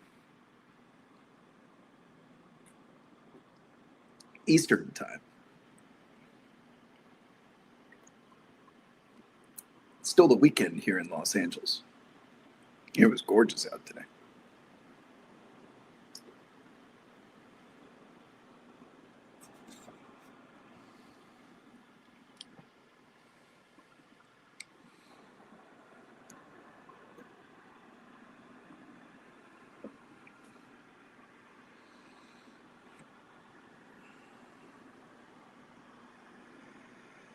All right, chat's going quiet. Am I watching you? Right as I say the chat's going quiet, Vegan Barbie asks me, am I watching Euphoria? No. I mean, the only reason why I'd watch it is because of Sydney Sweeney. But I saw the only clip I needed to see from the show. Just her. Was she doing OnlyFans or something with a dog outfit on a leash?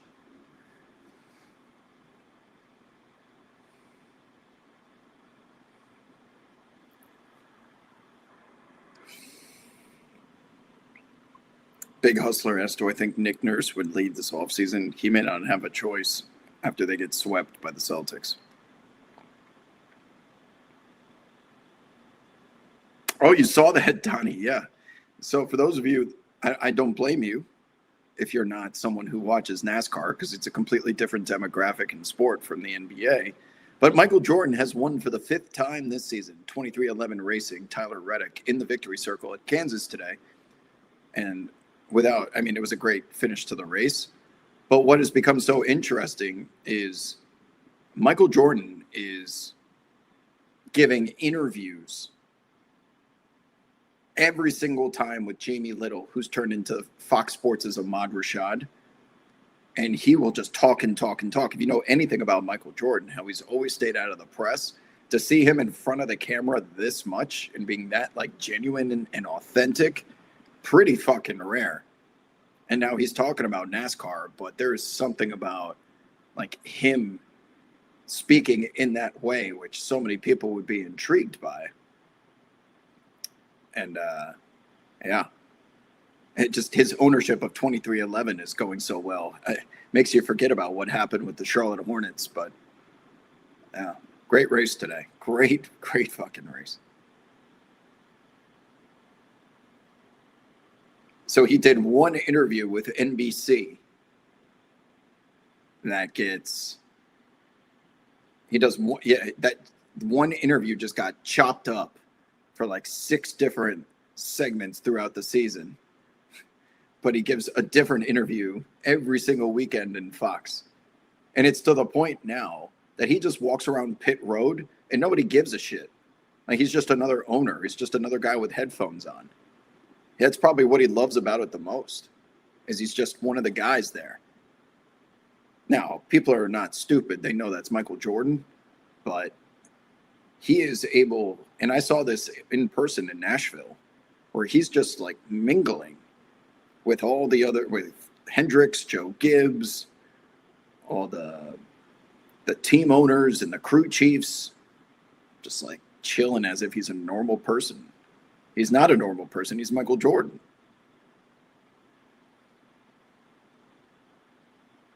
Cam says they made her an OnlyFans creator in the show, Sydney Sweeney in Euphoria. She plays the same. She has the same role in like every damn show or movie that she's in. Not that I'm complaining. The one time she tried to do something different was that terrible boxing movie that not a single person went to see because they made her look different. Like, play the hits, Sydney. They're doing great. Play both of them. Did I like the Justin Bieber show? I did. I understand why some people thought it was lazy, but he's considering his past.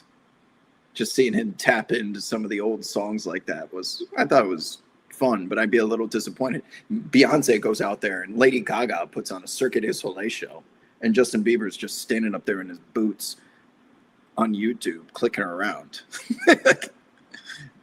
I get it.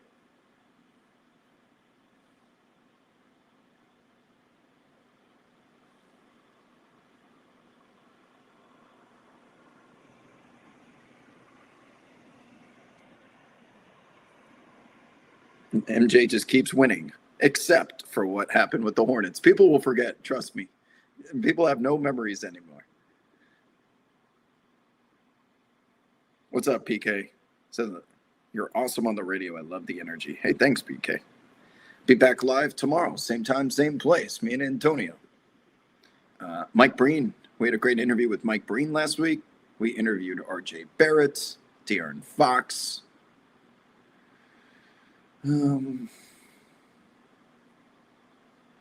Yeah. Tomorrow, I'm trying to get Ray Allen for this week, actually. Would look forward to doing that. But yeah, we'll just be chopping it up as always. It bombed so bad in the box office they had to take it out of the movie theater. Yeah, I don't know why they thought they could trot Sydney Sweeney out there and turn her into Kate Winslet.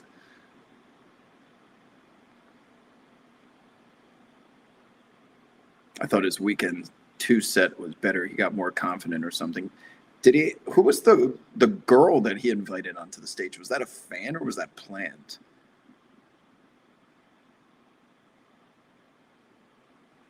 Deep Wild says, Jesus Shuttlesworth, is he the second best shooter ever, in your opinion? What's his competition? Reggie, Clay. Yeah, I'll say yeah. I'll say Ray Allen's number 2 behind Steph. Yeah. Oh, Larry Bird's got to be on there. Would I take Ray Allen or Larry Bird?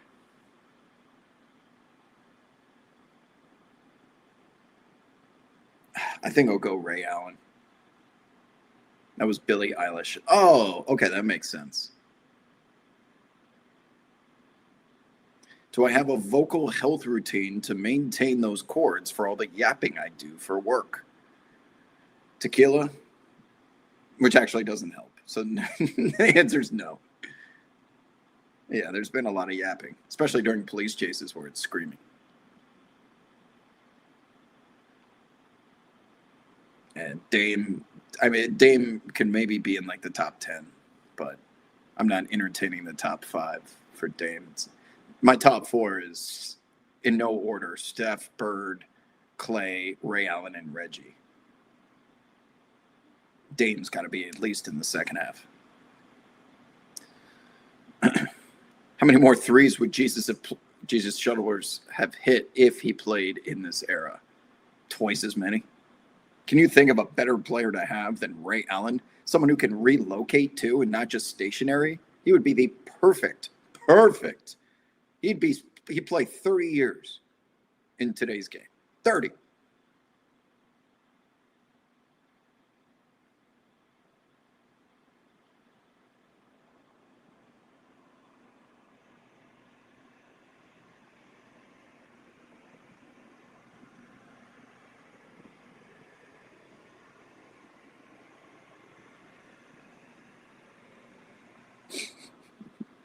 Someone in the YouTube chat said, I want Iguodala.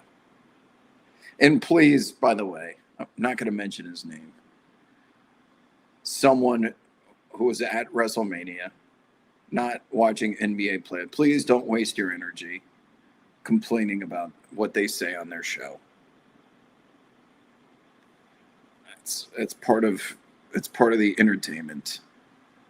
There's other places to find your basketball content. A lot of people are actually watching the games.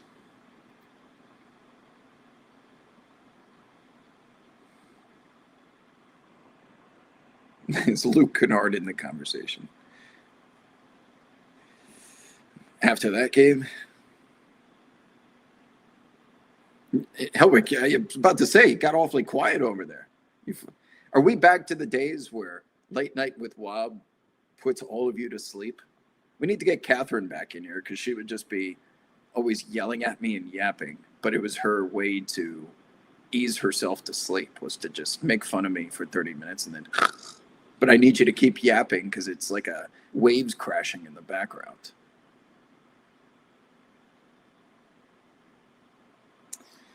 Hun in the chat is asking your prediction.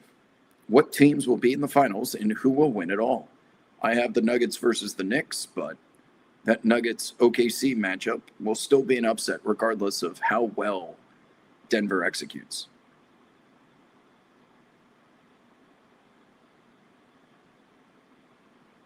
This is already the after party. Can you imagine if I was trying to run OBS right now?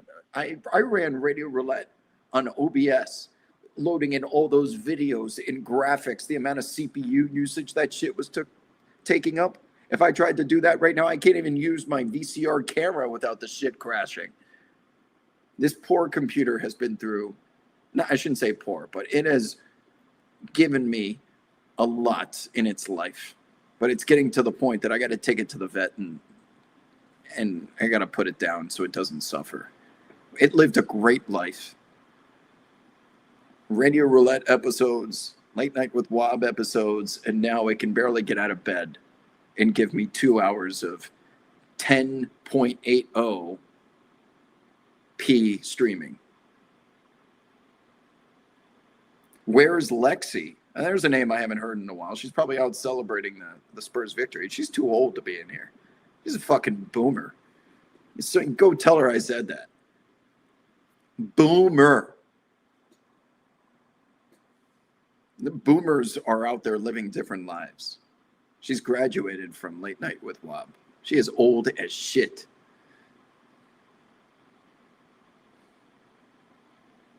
Coming in, she would always come in here and chirp, chirp, yap, yap, yap, because she was like 20 years old. She had nothing else to do. And now that she's got a job and a life and responsibility, no show. Yap, yap, yap, Lexi. Yap, yap, yap. And I bet you're just yap, yap, yapping about the Spurs. If I say her name 3 times, maybe she'll appear like Candyman. Lexi, Lexi, Lexi.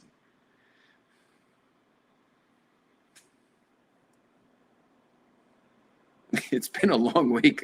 You too, Helwick. You're almost a boomer too. Carly's a boomer. She watches 60 Minutes with me. But Carly, you are someone who enjoys being a boomer like me.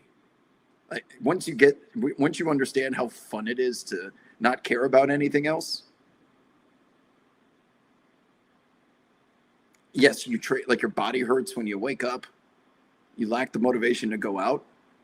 But once you start to get into your mid-30s and approach 40, you don't want to go out to bars. You don't feel the need to keep up with all the societal norms and your pecking order with your friend group. You just don't give a fuck. There's nothing better than not giving a fuck about anything. I don't give a fuck about anything. She says, we need to get you a nebulizer, a humidifier, vocal lozenges, and some tea. You'll be a new man who can talk for years. I don't know if that stuff has ever really helped me.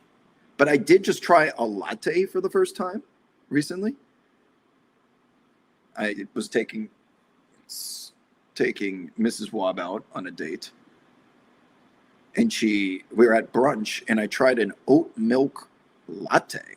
I think it's like a tea or caffeine or something.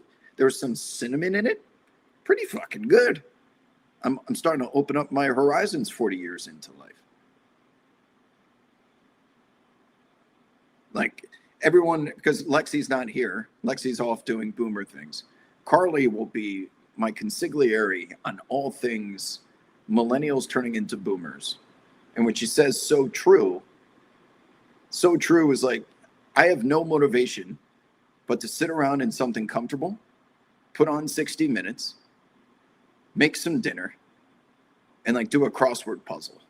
And you feel no need or desire to do anything else unless there's a major event to get up for. Now, I still like to party and stuff, but I need a good reason. I'm not just going out there and crushing a 6-pack of beers before going to the bar as if I'm living in a fraternity house.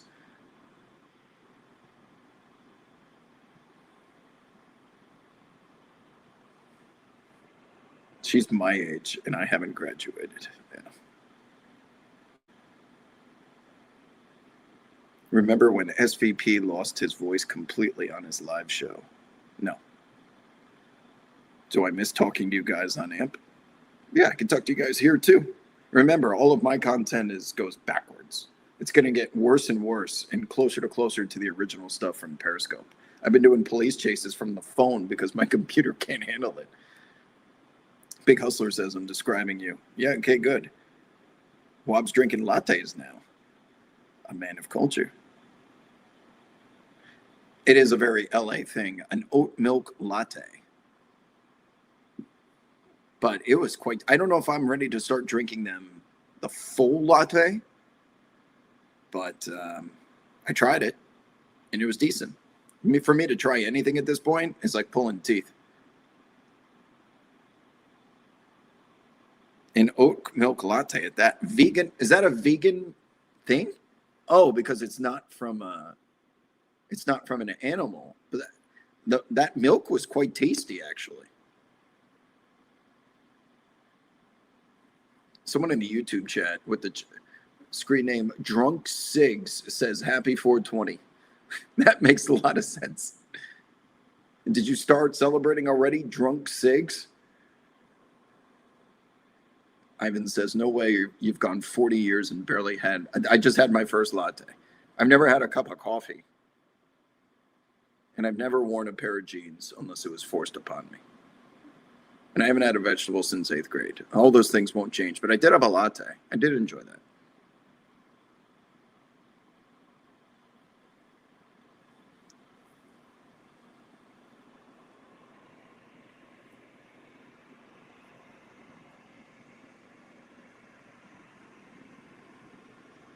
Isn't latte a coffee?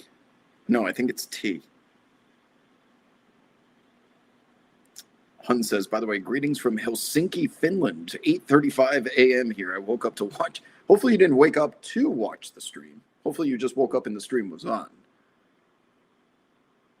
But yeah, trust me, I know the feeling of trying to watch NBA games in Europe. No bueno. They don't tip off. Night games don't tip off till 1 a.m. Brutal. That's the early games. Like it's Serbians trying to watch Jokic. It's usually like 3, 4 a.m. tip-off times. Oh, yeah, Hellwick. I'm definitely no jeans guy. I'm just not a jeans guy. Growing up, I was a khakis guy. Now I'm just a gym shorts or joggers guy.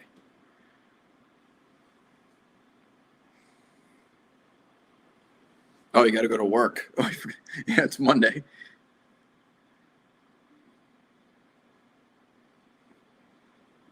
Is working in Helsinki, Finland, the same as working here in the United States, or are you guys much more relaxed about it? A latte can be coffee or tea. Espresso based equals coffee, chai, kai, or matcha. Okay, I think I had the latter, Carly.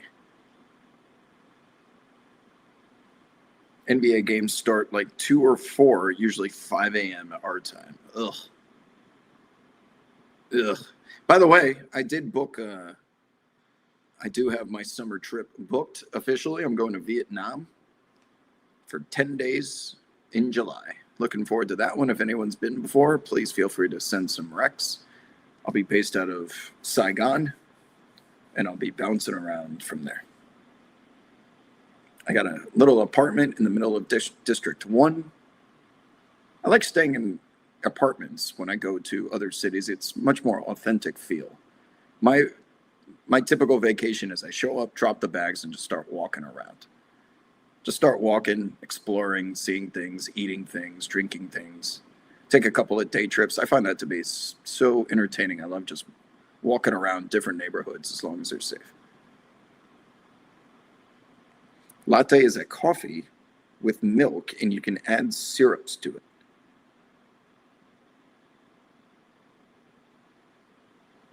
I gotta go see the Viet Cong tunnels. Okay. Sorry, I'm bouncing between the two chats here. Ivan says, I remember when you went to Japan and we're still doing the radio show across the world. I'm going to be doing the radio show from Vietnam. It works out perfectly. So I'm on Sirius XM from usually 11 a.m. to 1 p.m. Pacific time. And it's going to be, in Vietnam, it's going to be 1 a.m. to 3 a.m. That's my wheelhouse. I can stay up easily 1 a.m. to 3 a.m. and then go to bed after. That's perfect. Yes, it will be hot, but after going to Japan, nothing will be hotter. Nothing on the planet was hotter than Japan, quite literally, in the month of July 2025. Hottest heat wave in the country's history, recorded on record. It was high 90s with 90% humidity, which is usually not possible because the humidity will get so high it causes rain or thunder, and then it drops the temperature. It found a way, somehow, some way, to be high 90s with 90% humidity. And Vietnam is going to be like low 90s with upper 80% humidity. Please. Japan, much worse. Cam says, I too was in Japan.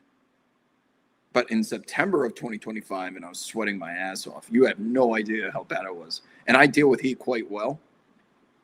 But that was the hottest. Because I've lived in Vegas, and I go to Vegas all the time. I got a place in Vegas. I'm there in Summer League in July. It's 115 degrees.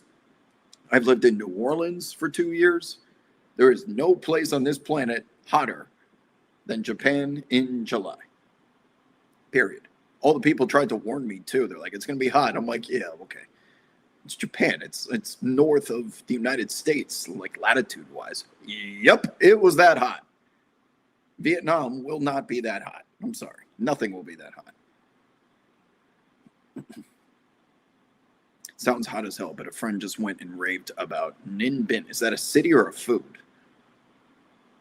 Well, I'm going to take some day trips, so I'm sure I imagine I'll find my way there. Yeah, you live in Arizona, Vegas, that's dry heat. Dry heat don't count.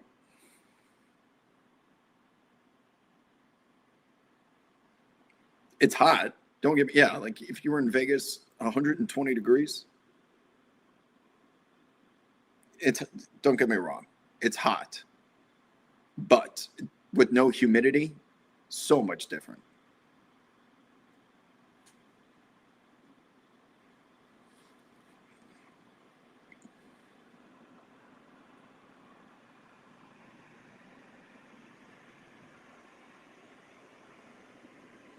All right, chat. Going on 2 hours here. Good show, good recap. In the event that something crazy happens Monday, Tuesday, we'll be doing a show if my computer is still alive then. I'll be happy to go live, but really needing that backup, that new laptop to get here. At some point, you guys came and read my sign, which said Late Night with Wob. I have a Prophet X t-shirt here. And then I'm going to be writing a Woody Page style question for every episode. Where is Pachinko Season 3? Speaking of Japan. All these shows on Apple TV getting renewed. Where is Pachinko Season 3? Is what this says. So we'll work on, we'll hopefully figure out a way to get a higher quality camera at some point, but it will lose some of its VCR mystique. Someone in the chat at Laptop Toshiba is asking me, what laptop are you going to get? Are you a laptop? What is with you and laptops? I got some Dell, Intel something with a very 16 gigs of RAM, NVIDIA processor, or NVIDIA chip with a high-speed processor that's made for streaming. It's not. It was like $750 marked down to $500 from Best Buy.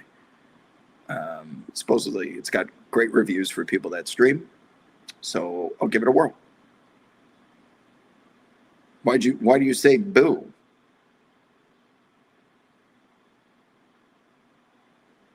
Use me. I'm Laptop Toshiba. Well, this is getting weird.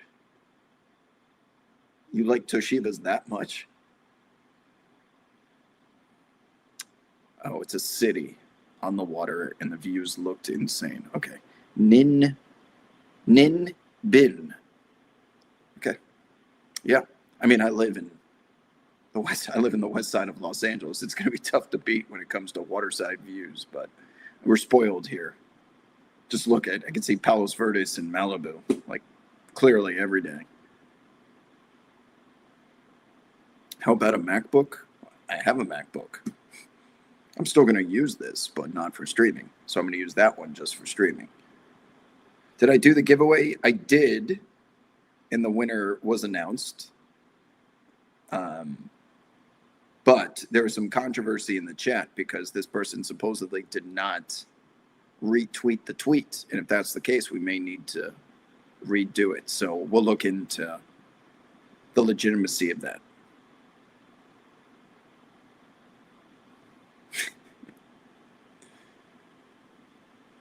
Vegan Barbie, do you know anywhere in Los Angeles that serves oat milk lattes?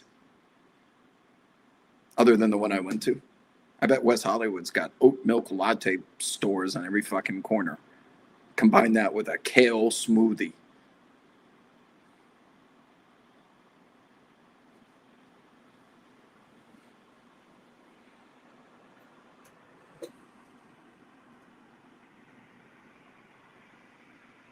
On that note, I'm going to sign off, people. It's been a pleasure. Thanks for the tips dealing with my technology. It's going to make it so that when the technology actually works, it's going to feel like a whole new world. But you're also going to kind of miss this 2015 Periscope Meerkat quality. Until next time. Adios.